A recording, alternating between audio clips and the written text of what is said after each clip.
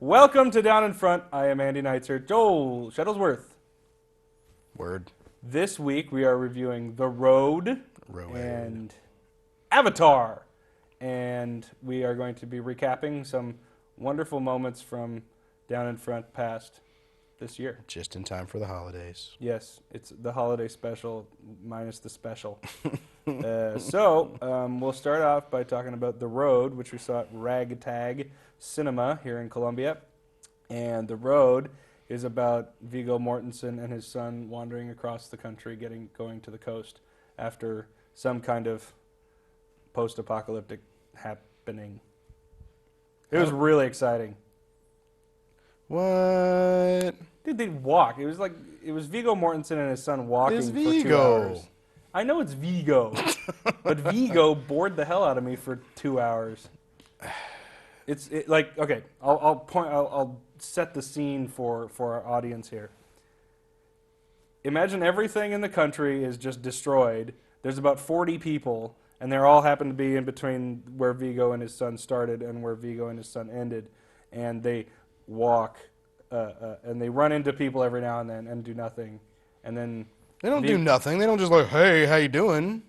I mean, the whole thing is that it's like more realistic. It's not like they grab a bunch of machine guns and are like, let's kill all these dudes. And they are going from one place to another because it's either not safe or they've run out of supplies. Sure, that's all well and good, but I'm not going to go, hey, cool, a post-apocalyptic movie. Let's go watch people do what they would actually do in a post-apocalyptic movie, which is nothing for 2 hours. Well, maybe one day Mel Gibson will make an apocalyptic movie and you can watch that one. This one is more about the father and the son than it is about any of that other crap. Yeah. You don't know. It's not like a video game. You know, you're not gonna see the big explosions or anything like that. This guy is so focused on protecting his son more so than even himself, because it's the only thing that's left of his old life. Because this isn't like years and years have passed. I mean, it's all pretty recent. Yeah. Like, what would you do if, the next week the entire world went to crap and you had what's in your refrigerator, Would you just hang out and be like, man, if only I had some machine guns so I could drive around and kill all the zombies? No, you're going to have to find your way to somewhere else, and you really can't trust anybody, which they showed there. Zombieland was a really good movie. But That's the exact same premise. They're going from one point to another, but cool stuff happens. Right, but this is a more character-driven piece. Sure. Well, I don't even know about that because there's such little dialogue in every single. It's emoting. He emotes. He was naked, for God's sake. Between the son and the father is the same. It's Dad, are we gonna die? No, son, I'll protect you. And every single time it's that kind of dialogue, just in a different, in different words. Well, you gonna talk about the weather? Sure. Yeah, it's still gray up there. Yep. Yeah. Yep. Well, it's the same thing on the ground. Hey, what are we doing today? Walking. You can't make 2 hours out of that. It gets boring. Well, I mean, really, it's more of just if you can allow yourself to get into the experience with them. I mean, if you're just watching it as a movie and a story and not really going in for the actual experience of it, like if you're not connecting with these characters, which obviously you didn't really connect with them. For me, though, I really did find myself getting into the characters and getting into that situation. Because, like, when the little kid is crying and, well, because, I mean, yeah, a little kid cries a lot. I mean, that's kind of pulls on your heartstrings a little bit. And, like, there's one scene in it where it gets really tense. There's, like, a couple of, I guess they're raiders or something, because they're, like, actually driving down the way. And they get discovered, and they have their gun with 2 bullets, and it's supposed to be pop one for Viggo, pop one for the kid. It's just that little bonus thing. when they finally meet up with that guy and Vigo's threatening him, he grabs the kid, and there's that moment where you don't know what's going to happen, and it's like that really got to me. And then you got that relief of, well, I won't spoil it for everybody, but it's really cool. It's probably one of the only 2 action scenes in it. But I don't know. It was definitely a slower movie than any apocalyptic thing that I've ever really seen before. But if you allow yourself, and it's I don't know. For me, it was easy to kind of drop into that. But if you're just watching it and you're just not really getting into it, it's going to be a chore to get through. Yeah, I didn't go into it thinking it was going to be a romp through post-apocalyptic America. I figured it would be just their journey. Yeah. But at the same time, it was far too long. There were far too many repetitive scenes. Like it was like, it's literally just them in another location running into another pack of psychos and then moving on. And very little happens each time. Like there might be a situation where somebody will get shot, or they'll discover some horrific thing that the people of America have turned into. But then they'll move on, and it's like, okay, here's this, and then here's the next episode, and here's the next episode, and now the movie's over. And it just got really repetitive, and that's why it felt drawn out and long, because we're doing the same thing. It's just them wandering, which is fine. That's great. It's probably pretty accurate as to what would happen if, and we didn't even cover what happened. Right. But if that were to happen, this is probably what these two would do. But I just got tired of watching them do it. Yeah. Well, I mean, there were some really good parts, like the scene in the house. That was a really moving scene. Everything that on the coast was really cool. And I got to mention that Vigo really, I mean, even though there wasn't a whole lot to do in this, Vigo was really awesome. Yeah, he was good. And he pulled the Christian Bale machinist thing. Oh yeah. Because this dude is almost unrecognizable as Viggo Mortensen. He's wasted away. Yeah, you've got, if you think of Aragorn, and he's like all ripply, and his beard is all like perfectly trimmed, but supposed to be, whatever it is. His beard here is like scraggly. His hair is really long. He's gray. His eyes are almost sunken completely into his head. I mean, that's kind of stuff you can't really fake that. It's hard to make up that out on somebody. Oscar-winning cameos.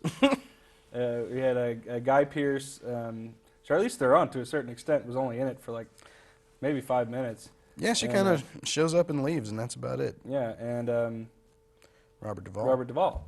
Who was really good in this, too. Yeah, he was great. But it was like, hey, here's Robert Duvall.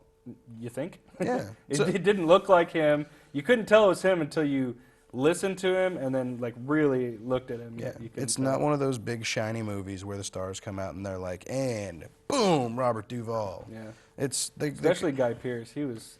I can't even tell you who Guy Pearce was. The guy at the beach. Really? At the end, yeah. I was like, oh my God. Damn. He had this horrible look. He had these horrible teeth. And maybe that's what he really looks like, though. Yeah, I guess he is British. Ew. All right. British. So that's about it for The Road. We'll move on now to Avatar in 3D.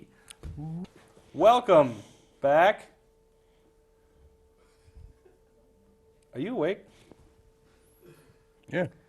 Okay, so Avatar, we saw in the third dimension.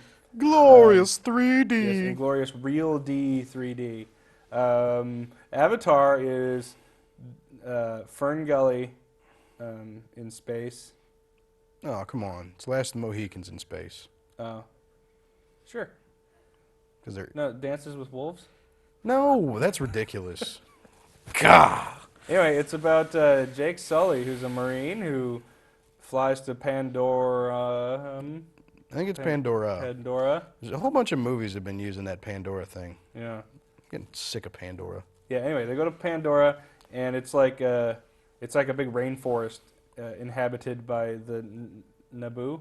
Navi, and Are you even there? they're like blue, and they like trees and stuff. Yeah. Weird. Yeah. Hippies. Yeah. And so he... How many trees do you think they cut down making this movie? James Cameron built a whole He planet. raised a rainforest. Like, just put a green screen in there. It'll be fine. Yeah. So anyway, Jake Sully goes, and it's called Avatar because he pilots an avatar that is a Nabooian. We'll go with that. Yeah. and he's supposed to go in and like mingle with them and try to make them realize that humans aren't going to destroy their precious rainforest. But then we do anyway. And Why? Because we can. yeah.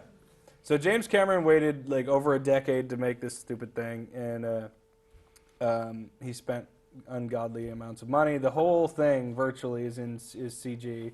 I don't want to say I disliked it because I actually really enjoyed watching this film because it's spectacular. But the first 80 minutes or so is basically like if you go to Walmart and you buy one of the $5 Blu-rays to like experience the wonder that your Blu-ray can do. So it's like footage of mountains and crazy stuff like that, coupled with some guy in LA's CG reel.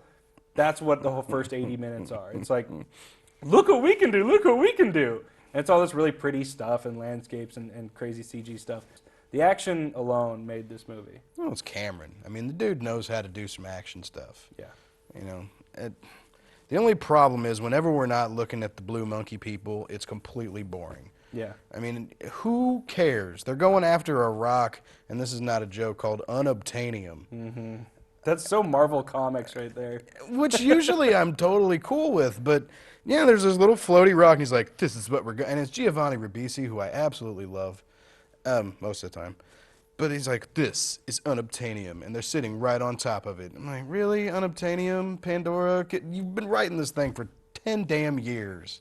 Yeah. Put some crazy letters in there and just make up some new stuff. Yeah. Don't let me. It's like the spells in Harry Potter. It's like Fiximus Glassimus. Yeah, Giovanni Ribisi was the big corporate evil guy. He was the Paul. Oh God, what's his name? In Aliens. You know what I'm talking about? Oh, the Paul sleazy. Reiser? Yeah, he was the Paul Reiser. He was the sleazy corporate guy. Yeah, it was. Yeah. It was. Yeah. Cameron took everything that was successful in his past movies, and even like the models of the ships. Yeah.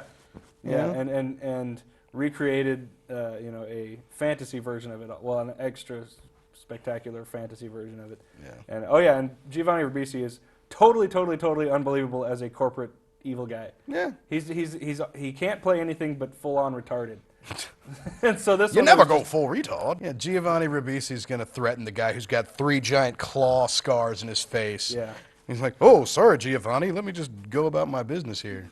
So anyway, we really liked this movie. I did like this movie. I mean, I can't- all except for the stupid real people parts. Yeah. The rest of it was cool. And, as much as I can give him crap about unobtainium and Pandora, I don't know if this is him or the art department, but the entire world with the different animals and plants and stuff. I mean, it's not stuff that you've ever seen before, which is really cool because a lot of the times when these fantasy movies come out, this is a horse, but he's blue. Yeah.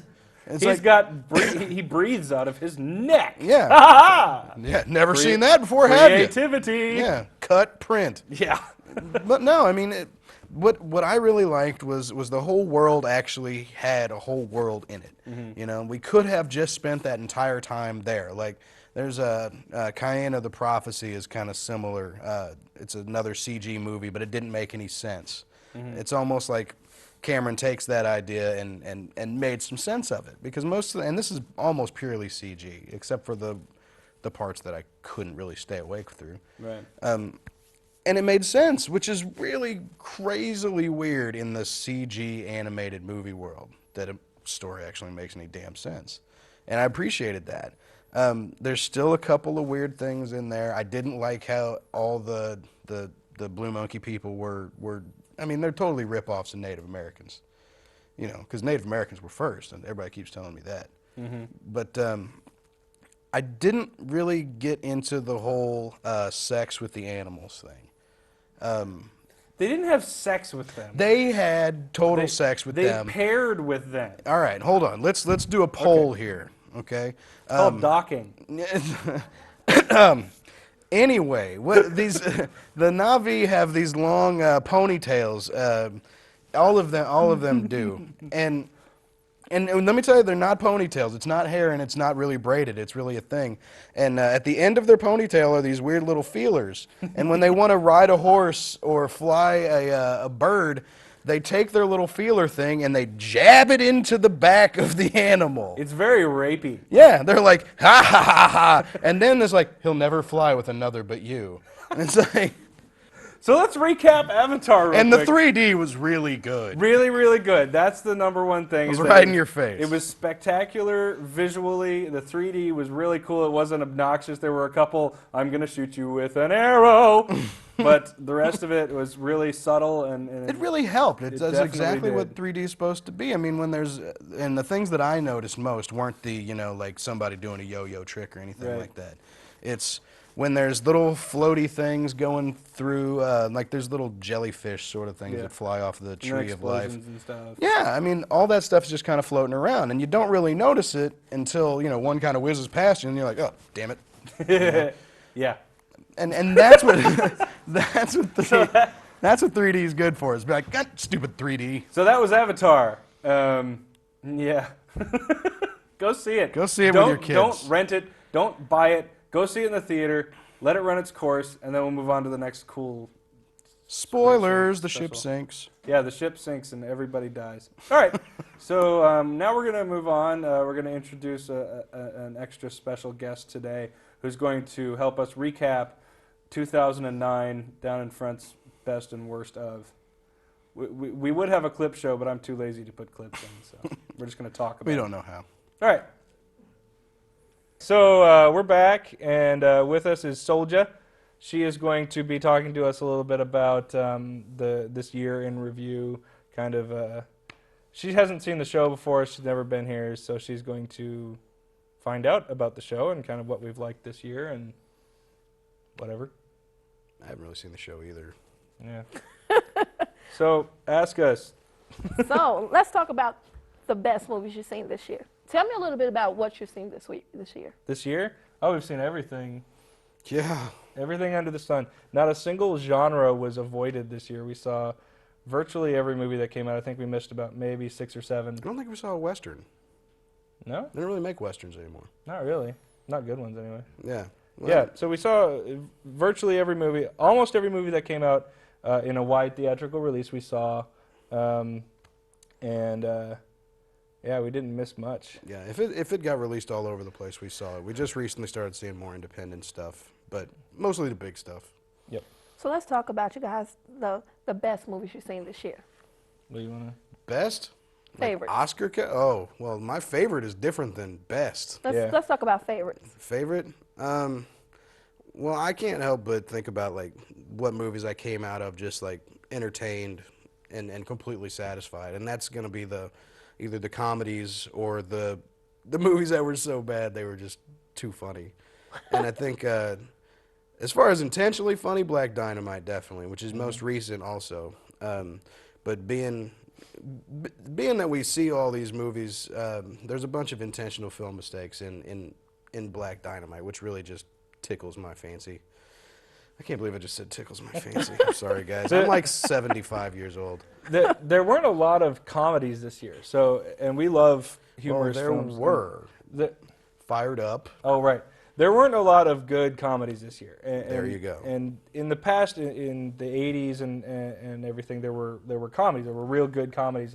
But you know, the late 90s on have been this barrage of stupid movies made to just pander to teenage kids and with a lot of fart jokes.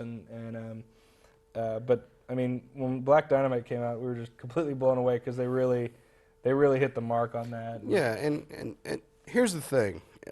Everybody else that I've asked that same question about comedies, I'm like, oh, The Hangover. Hangover, oh my God, I forgot Hangover. about that one. Am I the only person in the world that could not stand The Hangover? I personally like The Hangover. See, It's very hilarious to me. everybody. I don't It's know. hilarious. I don't know what the thing was, man. What I mean, didn't you like about it? oh, it just was the most interesting thing of the whole movie. They don't even show and they don't remember. And I want to see these guys out partying and doing their thing. That's the funny stuff. I don't just sit around and have 3 people just be like, "Hey, what happened last night?" Well, I mean, anybody can write The Hangover. Anybody. Just put them in Vegas, come up with the most ridiculous, obscene, horrible things that can happen, and then, you know, put them back to back. And that's really, there was no real creativity to it. We've seen movies, I mean, Ben Stiller makes his living on oh God, horrible things happening to people. And then I just had Ben Stiller flashbacks. this one, it was just this nonstop. Like I used to live in Vegas. I know like the horrible things that could happen in Vegas. That's all they did. And they're like, hey, there's tigers in Vegas. Let's put one in his hotel room. Ha ha ha! And that was it. And it was just that. It was that kind of thing over and over again. And it wasn't funny. And the sad thing is that everybody in the movie, generally, I like them. I like everybody that was in Yeah, it. but- what's his face is going to go be Green Lantern or whatever. You know, what's Bradley Cooper? Mhm. Yeah, but like Zach Ed Helms? Galifianakis, I like him, and yeah, I mean, good people. You can't, but that just proves that you can't just put funny people in a movie and have a funny movie. For me, for everyone else in the world, though, it's just, oh Yeah. my God, Hangover.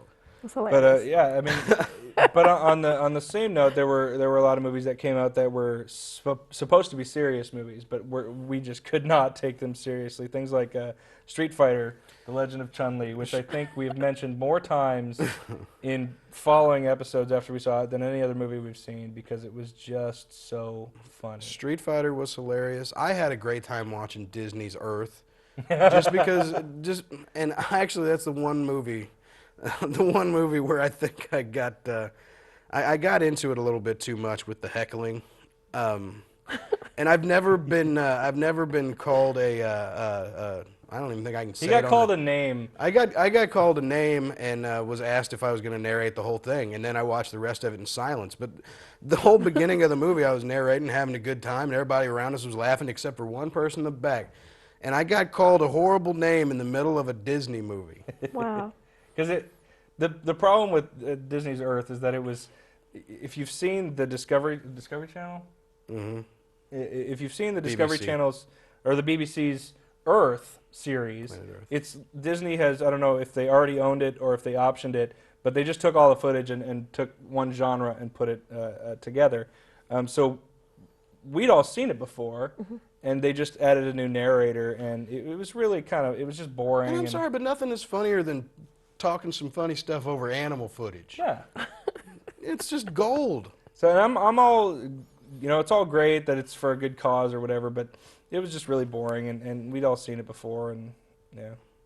So anyway, back on the funny stuff, like things like Oh. Dragon Ball. Dragon Ball's Dragon horrible. Ball was unbelievably bad, but it was barely funny bad. Now, was it an animated movie? No, Dragon Ball? No, that was live action. Really? no, it was live Unfortunately. action, and it had one of my favorite actresses in it. Well, obviously not my favorite because I don't remember her name. Emmy Rossum, who was in Phantom of the Opera. I really like her, but she was just god awful in this. Everybody was god awful in that movie. Wow. But I guess, are you asking about our favorites? That's what you asked us, right? Yes. So now that we're talking about the worst movies, I think my favorite comedy was definitely Black Dynamite, and then I think the most fun I had, I think, was probably Star Trek. Star Trek. Yeah, as far as movies that I took seriously as a movie, Star Trek was one of my favorites. Yeah, I can see that. Pretty much for me, anything with Channing Tatum is the best thing ever. Now- if he takes his shirt off, Anytime Channing Tatum Which one is that? or John Cena. Channing Tatum. Was that the Channing Tatum was Spock in or- Fighting, G.I. Joe. He was in the Step Up. Oh, the okay. Step first Up to the Step Up. Streets. No, he wasn't in Okay. Step Up. Well, Oh. I guess he was a little bit. Yeah, in he Step was Up, in Step too. Up in the Street. These are things that I shouldn't know. If I didn't have to be on this show, I wouldn't have seen stupid movies like this. But yeah, he was the main guy in G.I. Joe, Yeah. and yeah, he's basically like a Calvin Klein model. So what did you guys think about G.I. Joe? I like that myself. G.I. Joe, it did what it was supposed to do, I think is what we said. I think it would have been better if they did it with actual G.I. Joes. Yeah, that would have been fun. Puppets. Yeah. It was made as a just full-blown action. That was it. There was nothing else to it. They had a little bit of heart here and there, but it was totally lost. And there was a lot of really cool action sequences and a lot of cool CG and special effects. But other than that, it really didn't do anything else. Yeah. I mean, there was no, I didn't dislike it. I enjoyed watching it, but it was just like riding a roller coaster. It's Yeah. like I'm not there to look at the designs on the cars. I'm there to ride the stupid ride. So that's what we did. I didn't go in there thinking Channing Tatum's going to be an Oscar winner from this one. I walked in there going, this is going to be a lot of bang, bang, shoot, shoot, and then it's over. And Yeah. that was it. So let's talk about worst movies you guys seen this year. I think we already talked about them. What about Obsessed? Oh, Obsessed. Obsessed. Do you guys like that one? Obsessed was not the We worst. can't give Obsessed a good review. We left Obsessed. We left about Wow. 25 minutes in. Why is that? Well, it was a combination of the fact that the movie was terrible, I and can't the stand audience Ally was the Larder. worst audience we experienced all year. Really? And It was a bunch of kids Mm-hmm. coming in and leaving. You know, they treated it as a social gathering rather than. Oh. and there was a group behind us that literally talked the entire time, like they were talking to the movie, and they were oh, don't go in there, and it was so obnoxious and so ridiculous, and the theater was packed full of Okay. people, and so we couldn't move, and we were in like way up in the front, and it was just a bad experience. Yeah. So we're like, you know what? I kind of get the gist of this. It's a PG-13 movie, so we're not going to get anything from Ally Larder that we want to see, and so let's go. What would that be? So Some we left. acting skills? Oh. Yeah. So it was pretty bad. Yeah, but that's But- not your most hated movie. No, absolutely not. We had a whole show dedicated to Andy's worst. no. movie. The worst movie I saw all year was New Moon, and if anybody saw the New Moon episode, I was pretty much clinically depressed that entire episode because I wanted to. I don't even have the words. I wanted to tear everyone in that movie's head off. It was literally, and I am not even exaggerating, and it's not because I'm upset that everybody loves it so much, but I literally hate everything about that movie and everything behind it and everybody in it. And I thought it was quirky. oh God, that's the word of the year, quirky. I thought it was Yeah. fun. New Moon was fun. It was not You fun. thought It it was was fun fun? watching Andy just seethe with anger the entire time. Andy does this thing when he's watching a movie, and it doesn't matter if it's at home by himself or in a theater full of people. Does this? Oh God, really? And I'm sitting there. It doesn't matter if it's like the best movie ever. You know, I can't help but look over and give him the stare that he gives me, which is that snarl and the hatred. I did it in New Moon. I think the biggest problem with this year is that about 80% of the movies that were made, we just didn't understand why they were made. They were made. Like how and why. Yeah. It's why did somebody say this movie's awesome? Let's give them money to make it, and how did they convince somebody that this movie was good, that they deserved the money to make it? Give me an example of a movie. Fired Up. What was that about? And Miss who March. played into it? Fired Up and Miss March are two of the worst movies we saw because they're Fired Up is about two guys that go to cheer camp to try to have sex with all the cheerleaders. That was it. There's nothing more in depth about it. Okay. Miss March is about two guys that are traveling to the Playboy Mansion to find an old girlfriend, and that was it. There's nothing else deeper to it. But that was it, and they were terribly. The acting was terrible. The writing was terrible. Everything about it was bad. But for some reason, it got made, and I just didn't get it. People enjoyed it. Who? Sure, somebody did. Stupid people. If you enjoyed it, you're stupid. I'll snarl at you all I want. What a great review. Okay, so that's about all the time we have. Soldier, I want to thank you for coming, Thank you and for having hopefully me. we'll see you again next week. To all our great audience members. I want to wish everybody a Merry Christmas and a happy Hanukkah ended last week. Hanukkah's over, so little late you on don't that get one. anything. A Thanks. kick in Kwanzaa and a rockin' Ramadan. I'm so clever. And we'll see you next week. Have a good holidays, everybody. And check us out on Facebook. Search for Down in Front. Downinfront.blip.tv is our website to watch this and every other episode. Thanks again.